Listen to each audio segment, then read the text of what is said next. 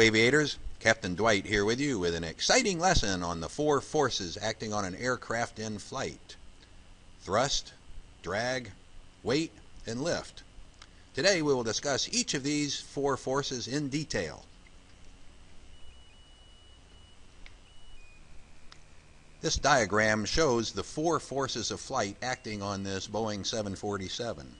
First, we have thrust. Thrust is the forward force produced by the engine and propellers, in this case a jet engine. It opposes or overcomes the force of drag, and as a general rule acts parallel to the longitudinal axis. Second, we have drag. This is a rearward or retarding force caused by disruption of airflow by the wing, fuselage, and other protruding objects of the airplane. For example, antennas, struts, wheels, things like that. If you've ever put your hand out of the window of a moving vehicle, the wind force pushing your hand back is an example of drag. The faster you are traveling, the greater the drag. Third, we have weight. This is the combined load of the aircraft, including the crew, passengers, fuel, cargo, oil. Everything on the aircraft is weight. Weight pulls the aircraft down because of the force of gravity. It opposes lift and acts vertically downward through the center of gravity. Fourth, we have lift. Lift, of course, opposes the downward forces of weight. Lift is produced by the dynamic effect of air acting on the airfoil, or the wings in most cases. It acts perpendicular to the flight path through the center of lift. So our flight path, in this case level, going this way, the lift acts perpendicular to it to lift the aircraft up. When the aircraft is in a steady flight, the sum of these opposing forces is always zero. A simplified statement is that thrust equals drag and lift equals weight. Take a look at this airplane in steady flight.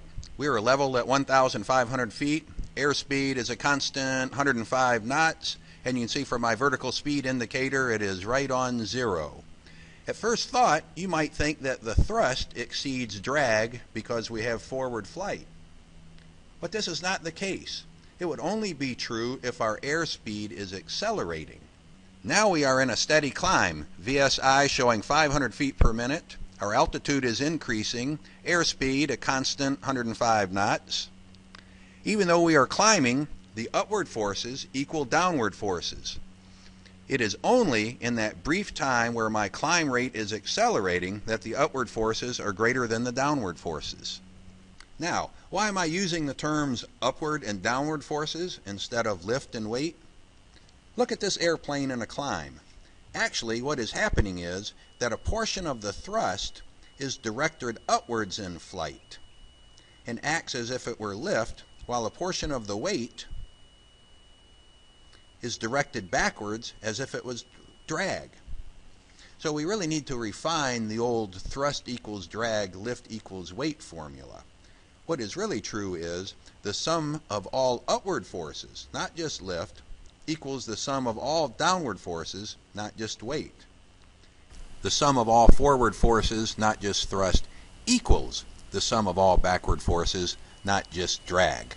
These forces are an important thing to grasp because we will be using these in later lessons. So fly safe.